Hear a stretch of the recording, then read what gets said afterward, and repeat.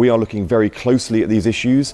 It is no question, and I don't think anybody would question the fact that this government cares very deeply about civilians and people in Iran. We will do everything we can, but when we use domestic legislation, we need to make sure that it's appropriate use of it. What can UK ministers do to help those trying to gain their freedom from the Iranian regime? There are some options. They could perhaps help protesters access the internet. They could ban the Islamic Revolutionary Guard Corps, the IRGC, that's cracking down on protesters. They could offer support to Donald Trump if he decides to strike at the regime. Are any of these things likely to happen? Let's talk to Labour's Business and Trade Secretary Peter Kyle, who also has an announcement this morning on day one rights for paternity leave. Good morning. Good morning, Kate. I want to start with Iran. We will come on to talk about your specific announcement, but it's such a big issue dominating the news this morning.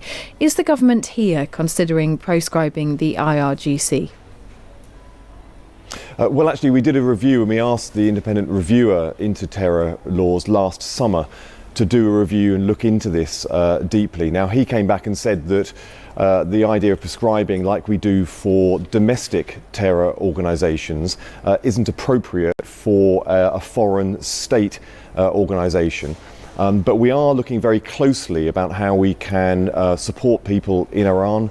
Let's just be really clear about this. A state has a duty to protect people who are protesting.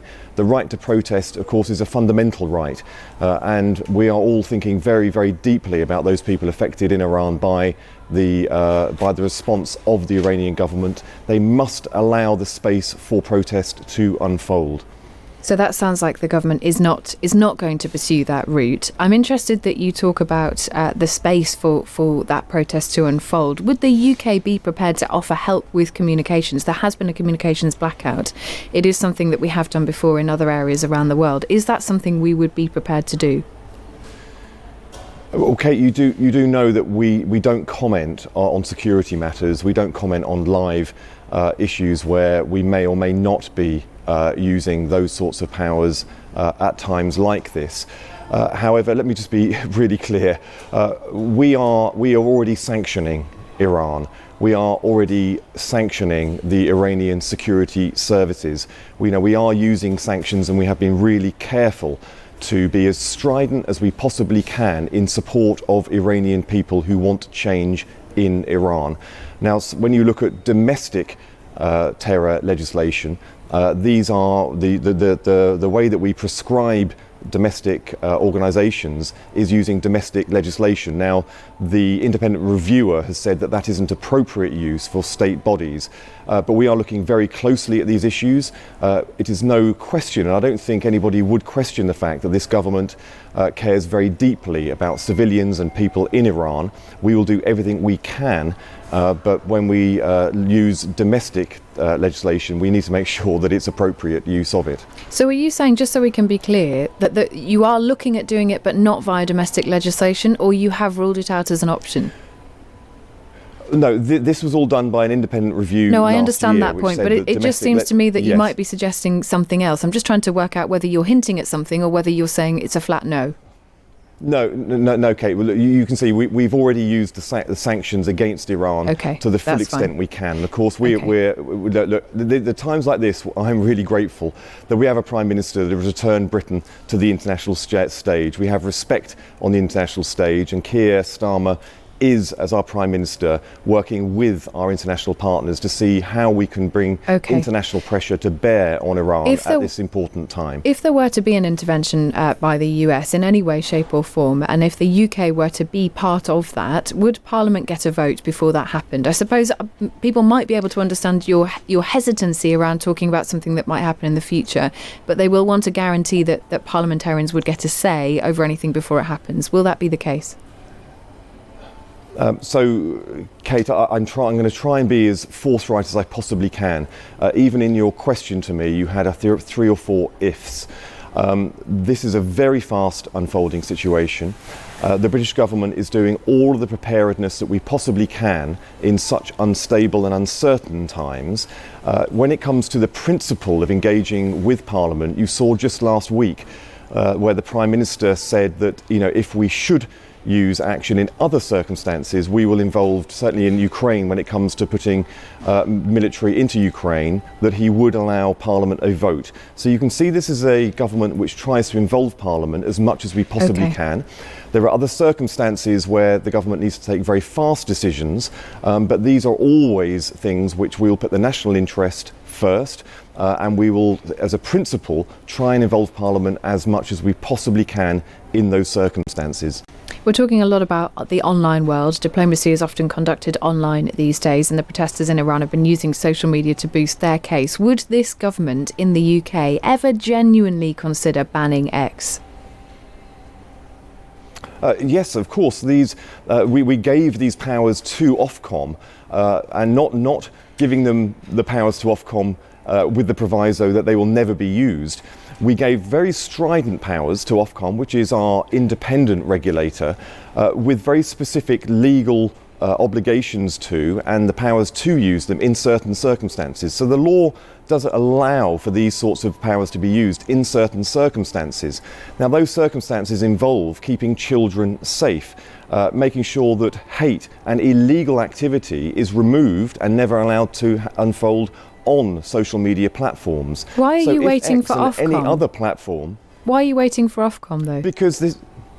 Because the law requires us to, Kate. Kate, the law requires Ofcom as an independent enforcer and regulator to enforce the law. Now, Ofcom has requested information from X. I believe X has given Ofcom that information, and Ofcom is now expediting an inquiry into the behaviour and decisions of X when it comes to operating in the UK market. How do you... Now, at these points in time, Ofcom acts as an enforcer, as an enforcement agency, and it must use those powers to the full extent of the law to keep people safe in this country. OK. How do you feel about what's happened? I mean, one of your own MPs has been subject to this, Jess Sato. She'll join us on the programme a bit later. She was pictured in a bikini that was done to her by Grok. She calls it digital sexual assault. On the flip side of that, Reform UK says, well, you can do this on Photoshop. And Elon Musk says the UK is looking for an excuse for censorship. Where do you stand? I find it disgusting that an anonymous person or any person can degrade, humiliate a woman in this way is simply inappropriate. It should not happen. I met just yesterday a woman, a Jewish woman, who had been digitally stripped and placed in front of Auschwitz. This is not civilized behaviour. This is not the sort of behaviour that we should expect in any part of our life, whether it be online or offline. The law is very clear that this sort of degrading behaviour should not be acceptable, and it should not. Now, this isn't the sort of behaviour that should be excused by people who run these platforms. People who run these platforms should be driving this sort of behaviour out of their business. Do you think it's time to consider banning social media for under 16s now? I mean, Andy Burnham has got to the point where he thinks that's the right thing to do. Do you agree with him? I don't think that moving straight to a ban is the right way to go. Now, let me be really clear. When I was Secretary of State for Science, Innovation and Technology and responsible for this, I brought in and implemented age verification so that age inappropriate activity is prevented from getting into the feeds of people under the age of 18. It's not working though, is it? That's under the problem. 16 as well. No, and actually, no, Kate, it is working. And they'd be really clear about this because young people themselves have said that the internet appears to have been tamed for them. So don't take an adult position, because we know full well that people can find certain material if they go out there seeking for it. But the real problem we're trying to prevent young people from stumbling on is the fact that so much pornographic and illegal activity makes its way proactively into the feeds of young people. Okay. That has largely been prevented, including on X. Before we so come that on, is a big step forward. Am I saying it is perfect? No, it's not. Does more work need to happen? Yes, it does. But I think that we need to make sure that we get age-appropriate activity into young people's feeds. We protect them from predators, which is what the Online Safety Act does do very, very effectively now. But as we move forward, we need to make sure that these new emerging technologies aren't used to humiliate and degrade people. I want to ask you about your new paternity rules, but before I do that, the government is U-turning on business rates after a campaign by pubs. What will this U-turn actually look like, and will it also apply to other businesses, not just pubs? These are announcements which we have not been made yet, and that will be made in due course. We are assessing very carefully. Now, just to be really clear about what happened and didn't happen, during the budget we actually lowered the overall rate for business rates, but an independent reviewer then reviewed the rate valuation of each property. We didn't have access to that information before making these decisions. Now, I heard, and we heard, and this government is a listening government, straight away that there were some businesses that were really impacted.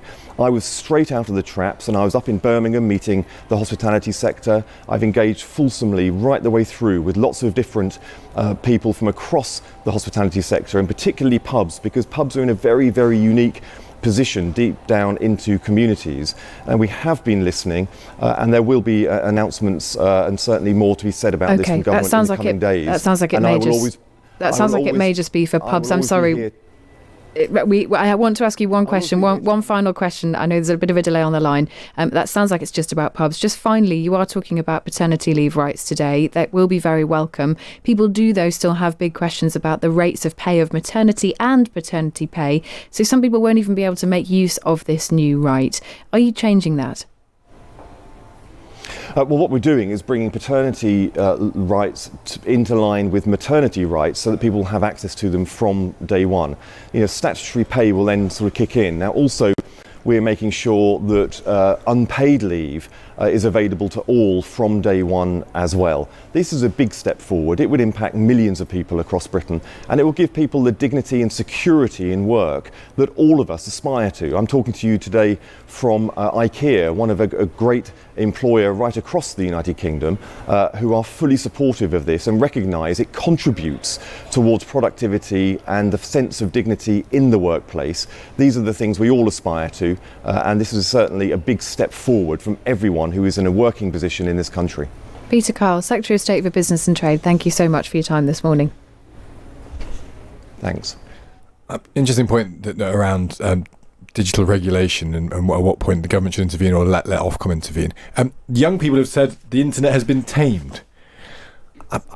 Is that right? Is that what people think? Is that what people think going on social media, for example, as part of the internet? That this is a place that's been tamed? It doesn't feel like that. It may or may not. I mean, it may be how people feel, but I think the evidence suggests that it doesn't feel like it's enough for many people. Kemi Badenoch yesterday, the Conservative Party leader, made the point that the Conservative Party would look to ban this for under 16s and also ban phones in schools. Andy Burnham tweeted, very unusual for a very senior Labour politician, posted, I've listened to Kemi Badenoch and it sounds like actually she's got a good point here.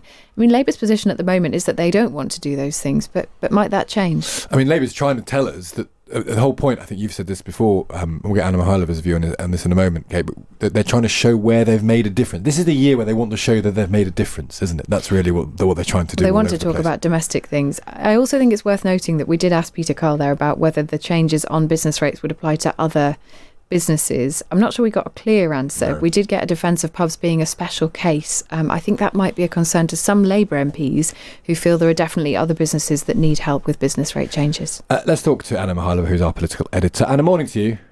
Morning. Domestic, we're doing a lot about Iran over the course of the programme, but domestic matters are intriguing as, of course, and crime is becoming a notable thing. I don't know if you heard Mark Rowley on the programme. He didn't really like me suggesting that there is any evidence whatsoever that things are getting worse in London. The picture he wants to present and Sadiq Khan wants to present on this programme in about an hour's time is that everything is looking lovely.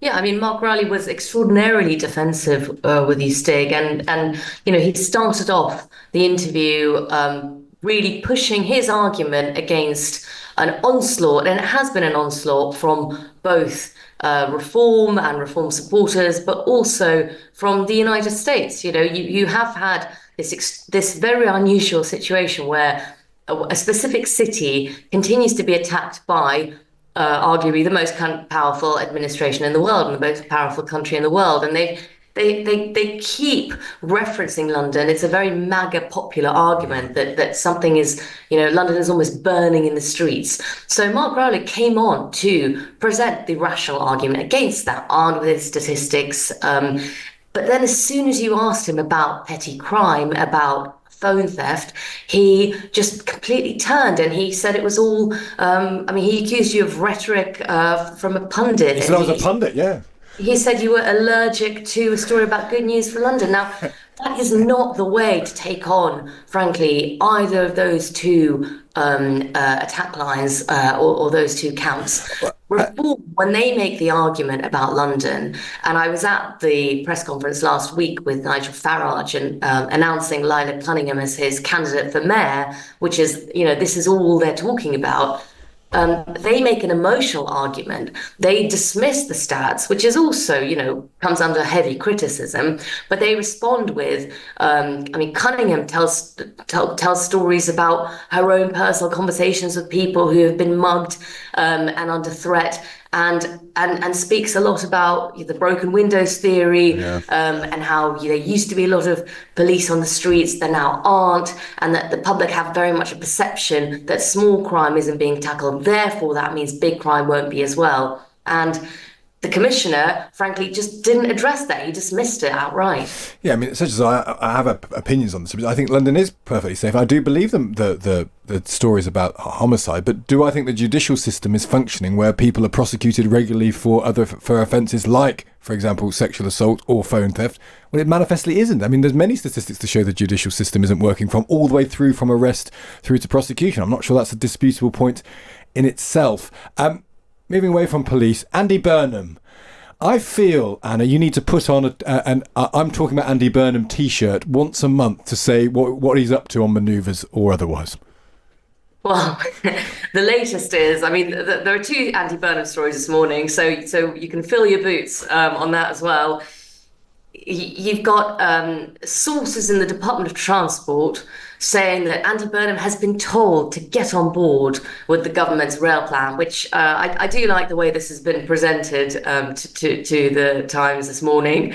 I don't know what he has been told, how that has actually transpired, but he doesn't sound to me at the moment as someone who can be easily told things.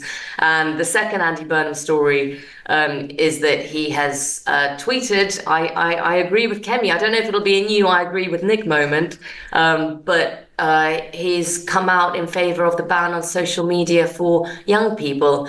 And, we're getting, once again, this speculation about whether or not Andy Burnham is going to return to Westminster. Will he find a seat? Will he be able to challenge Keir Starmer?